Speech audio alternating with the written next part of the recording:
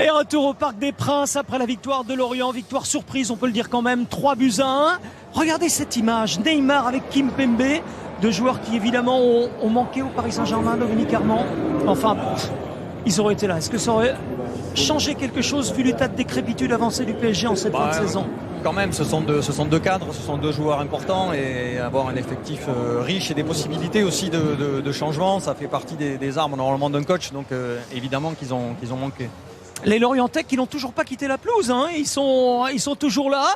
Alors c'est une victoire importante évidemment. Depuis quand les Lorientais n'avaient plus gagné ici au Parc? Alors depuis 2011, parce qu'ils avaient inauguré l'ère QSI. Regardez, ils sont toujours là. L'ère QSI au PSG, premier match de l'ère QSI au PSG, c'était la première journée du championnat, un PSG Lorient. Et Lorient s'était imposé ici 1-0, un but de Julien Quercia à l'époque. Bon, ensuite, ils ont pris quelques cartons, hein, donc c'est pour ça qu'ils profitent bien. Et ils l'ont mérité, cette victoire, parce qu'ils ont mené 2-1. Ils se sont fait peur. Et puis, il y a ce but de KO. Et Dieng qui marque. Paul Choucriel et Habib Beye.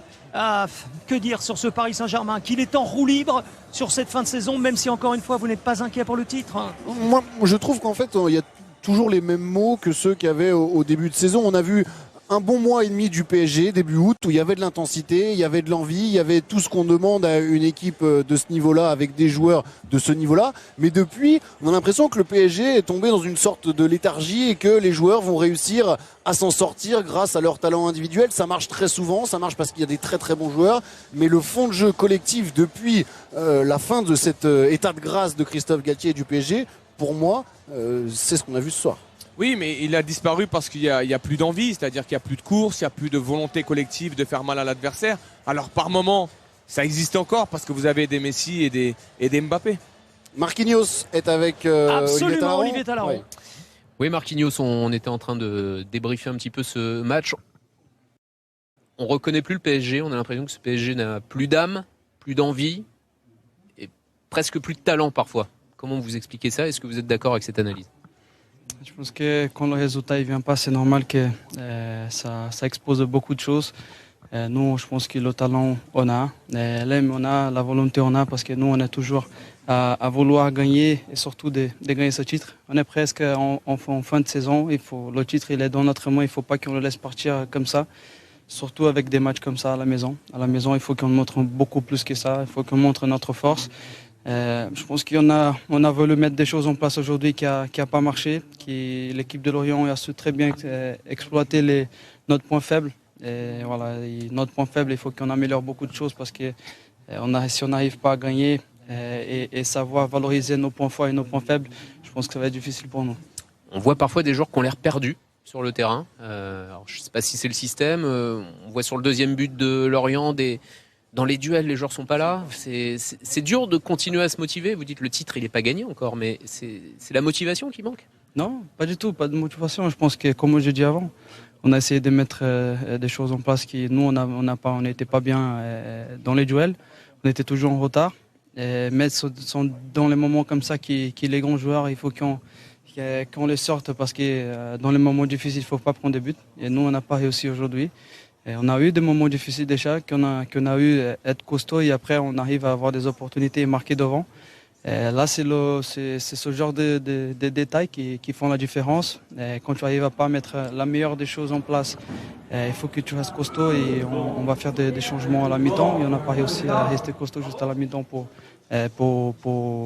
mettre changement en place. Après, avec un carton rouge, c'est vrai qui expose beaucoup plus de toutes nos points faibles que tout le monde le sait. Et voilà, je pense que maintenant, il faut tout de suite se remettre pour aller chercher les 3 points au prochain match. Un dernier mot, Marquinhos, je vous pose la question clairement. Est-ce qu'il y a de quoi être inquiet pour le titre? On sait que Marseille peut revenir à 5 points seulement en cas de victoire. Est-ce qu'il y a un peu d'inquiétude? Nous, on se dit, ils avaient beaucoup d'avance, les Parisiens, mais ça commence à fondre. Ouais, je pense que dans le championnat, on a eu des hauts, on a eu des bas. En début de l'année, on perdait beaucoup de matchs, mais après, on a montré une bonne réaction. Je pense que c'est le prochain match qui va donner le tempo pour ce titre. Il faut qu'on réagisse très très vite. Il faut qu'on gagne les 3 points. Si on arrive à faire ça, et après, je pense que c'est vraiment le prochain match qui va donner le tempo pour ce titre. Le match crucial la semaine prochaine. Merci Marquinhos d'être venu. Merci beaucoup. Marquinhos dit que le titre n'est pas joué, mais vous étiez en train de regarder le calendrier, Dominique, quand même. Oui, au programme des Parisiens, il y aura 3, Ajaccio, Auxerre, Strasbourg et Clermont. Mais des équipes qui se battent pour le maintien, Alors, pour leur vie. Exactement, ce sont des adversaires qui sont en difficulté, mais ce sont des adversaires qui vont avoir faim et qui vont probablement secouer ce PSG, donc il faudra en faire suffisamment. Paul, Habib, je sais que vous allez prolonger l'histoire du Paris Saint-Germain dans le Canal Football Club tout à l'heure autour de Clément Gachny. Juste un mot avant que vous nous quittiez avec Paul. C'est le coup de grâce pour Christophe Galtier ou pas cette défaite aujourd'hui contre Lorient? Je l'espère pas parce qu'il sera désigné comme le premier responsable de ce qu'on voit du Paris Saint-Germain. Mais pour moi, il y a beaucoup trop de choses derrière ça que d'aller voir la performance, la capacité de management de Christophe Galtier. Il doit être mis en cause, mais comme tous les entraîneurs du monde aujourd'hui contre une équipe, lorsque ça ne fonctionne pas.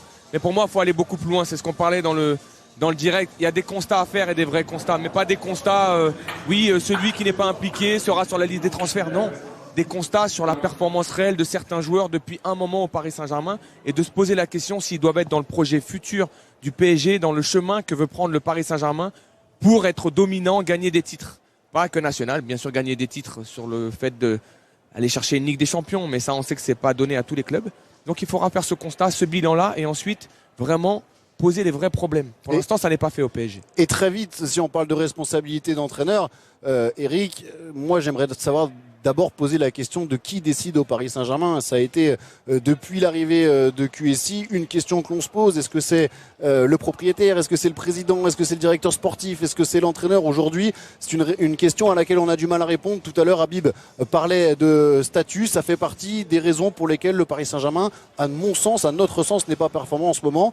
Et il faudrait donner les clés à l'entraîneur aussi. Et je vais finir encore une fois, je me pose la question de savoir pourquoi Danilo Pereira, pourquoi Vitinha et Carlos Soler sortent dans ce match-là et que certains joueurs qui restent sur le terrain pendant 90 minutes au vu de leur performance ne sortent pas.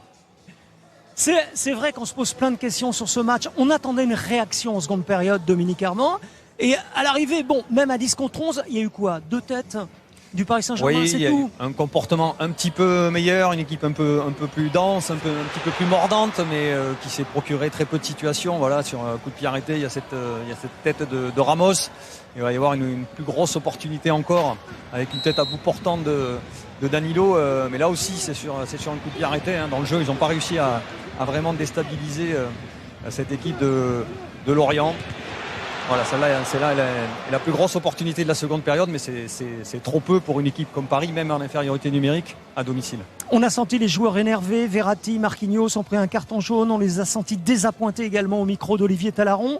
Et on devra avoir Luis Campos en principe dans quelques instants, parce que après cette rencontre, on va au-delà de la simple défaite aujourd'hui. On se projette déjà sur la saison prochaine, comme Habib et Paul viennent de le faire.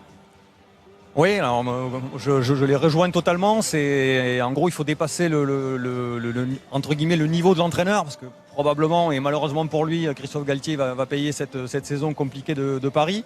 Mais si c'est pour en prendre un autre et reconduire les mêmes décisions, la même manière de fonctionner, ça peut ne jamais s'arrêter en fait à Paris. Donc il y a un problème de gouvernance dans ce club. Qui prend les décisions? Quel est le projet? Où veut-il aller? Comment veut-il construire ses succès? Tant que ça ne sera pas réglé, on reverra les mêmes choses. Luis Campos avec Olivier Talaron. Oui, Louis, merci de venir vous exprimer après cette défaite. On n'a pas l'habitude de voir le PSG aussi mal en point depuis longtemps, depuis de longs mois. Pourquoi est-ce que le PSG est aussi malade en ce moment? Je pense qu'avant de faire cette autocritique, je pense que c'est important de dire à les supporters qu'on comprend très bien qu'ils sont déçus aujourd'hui. Nous aussi, nous sommes tous déçus. Je viens de rentrer au vestiaire. Je vois toute une équipe très déçue avec cette défaite. Mais pour moi, le plus important, c'est vous dire que c'est vrai que c'est dur de perdre comme ça aujourd'hui, mais il faut réagir vite. On est premier du championnat dès la première journée du championnat. Il manque 5 matchs.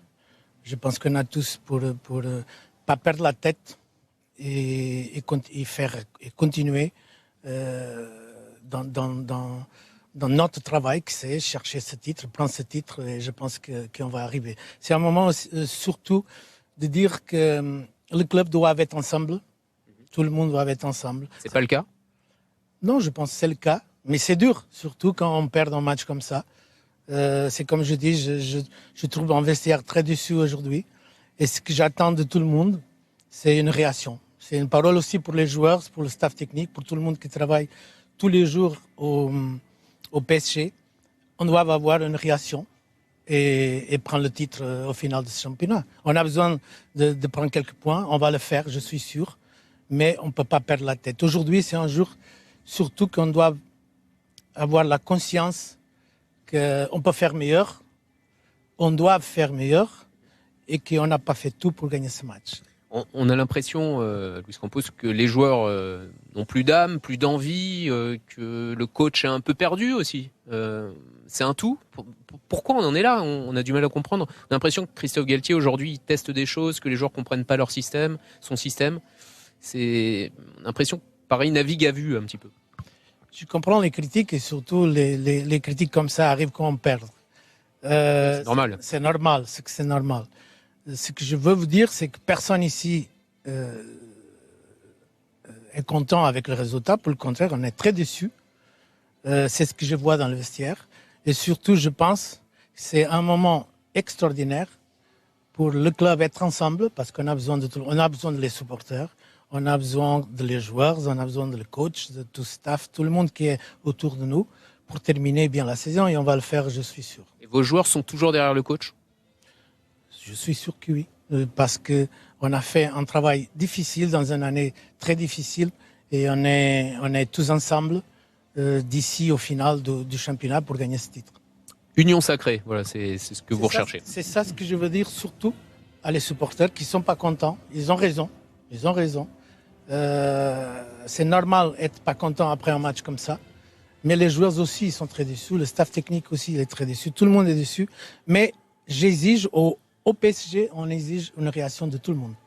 Eh ben, on va voir ça. Merci d'être venu vous exprimer. Merci, Luis Campos. Merci, messieurs. Et la suite de ce débrief dans le Canal Football Club autour de Clément Gachny. Important, cette prise de position quand même de Luis Campos, Dominique Armand. Merci d'avoir été avec nous. Un mot, peut-être ? Non, mais on sent que sa projection, elle est très courte. Hein. C'est la fin de saison, sauver l'essentiel, montrer un bon visage, décrocher le titre. Et puis la suite, on verra plus tard. Merci Paul Choucriel, Habib Bey, qu'on retrouve dans le Canal Football Club. Merci à toute l'équipe technique réunie autour de Laurent Lachamp et à l'édition autour de Thomas Figueiredo. Le foot ne s'arrête jamais sur Canal Plus Foot. Le Canal Football Club, c'est maintenant. Ouais, je t'ai vu sur le bien, moi ça va pas. On perd contre Lorient maintenant.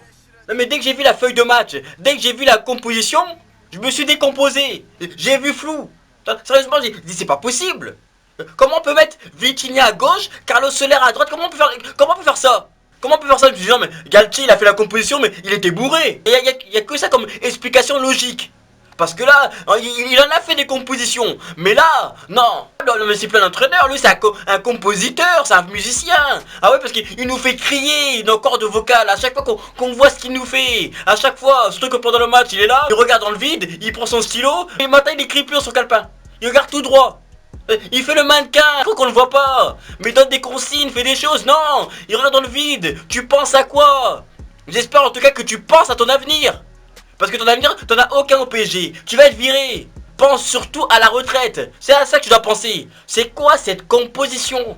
Il nous met Vitinha à gauche, ça a choqué tout le monde. Même Vitinha était choqué. Même Vitinha. Il nous met surtout Carlos Soler à droite. Mais il est nul, Soler. Arrête de le faire. Il est nul. Je sais pas pourquoi tu crois autant en lui. On est dimanche. Crois en Dieu, pas en lui. Arrête de croire en lui. C'est incroyable. Vaut mieux même mettre un autre arrière à droite que lui. Même sur le banc, il est nul, le Soler. Et surtout Bernat arrière gauche. Après, ils vont dire oui, mais Bernat est là parce que Nuno Mendes ressentait une gêne et tout. Je préfère un joueur qui ressent une gêne qu'un joueur qui gêne toute l'équipe. Le Bernat, les 2 buts, ils viennent de son côté. Il gêne toute l'équipe. C'est le point faible de l'équipe. Et là, il se fait tout le temps déborder. Mais ça se voit, le mec est débordé dans sa vie. 2 ans sans jouer, il revient. Même à l'interview, il est débordé. Il parle en français, en portugais, il est tout le temps débordé. Mais pourquoi le mettre lui? Je préfère qu'on mette le jeune là, le El Shaddai, qu'on mette ce jeune là, de 17 ans, là, qui a envie de défendre, qui a envie de jouer, qu'un Bernat. Non, les 2 buts viennent de son côté. Faut arrêter. Et le but qu'on a mis, c'est un gros but de chance. Et je pense que c'est parce que c'est Mbappé. Un autre joueur aurait fait ce truc de roube là, ce serait pas passé. Mais comme c'est Mbappé, il a les contacts, tu vois. Sur le terrain, les doubles contacts passent plus. Mais il a les contacts. Tu vois, il peut appeler Macron, il peut appeler quelqu'un. Donc c'est quand même passé. Mais on a galéré. Et surtout, Messi te gêne pas. Le mec pendant la semaine, on l'a vu dans les rues de Barcelone, à vélo. Tu vois, maintenant le mec il est en mode écolo. Mais non, ça veut dire qu'il était en mode écolo. Depuis un an, il s'économise. Ah oui, il joue à 10% depuis un an. Depuis un an, il recycle les mauvaises performances. Ouais, depuis un an. Il le fait exprès parce que quand il est en Argentine, il zone à fond. Il le fait exprès, tu lui poses la question, pourquoi tu joues comme ça? Il va te dire, c'est pour le gaz à effet de serre, c'est pour... Le mec, c'est un gros écolo. Parc des Princes, oui, c'est un parc. Toutes les équipes viennent, et elles s'amusent là, elles s'amusent. Les mecs s'amusent plus au Parc des Princes qu'au Parc Disneyland. Ah, je vous le dis, les gens, ils veulent même, les équipes, là, ils veulent même plus aller à Disneyland, les gens, ils veulent plus y aller. Ils savent très bien qu'ils viennent au Parc des Princes, ils vont s'amuser. Et voilà, ils vont ressortir avec le sourire. C'est pas normal. Mais virez-moi Galtier, virez-le, s'il vous plaît, virez-le. Vire-le. Il faut tout changer dans le club. Il faut tout changer, c'est incroyable. Faites tout s'il vous plaît pour prendre un Zidane. Faites tout pour prendre un Zidane. Ou faites tout pour prendre un Mourinho, s'il vous plaît. S'il vous plaît, Nasser, essaye de faire quelque chose, Nasser, s'il vous plaît. Dites-moi sur les commentaires du match d'Mbappé, de Galtier, de Messi. Dites-moi sur les commentaires. Et on se capte plus tard.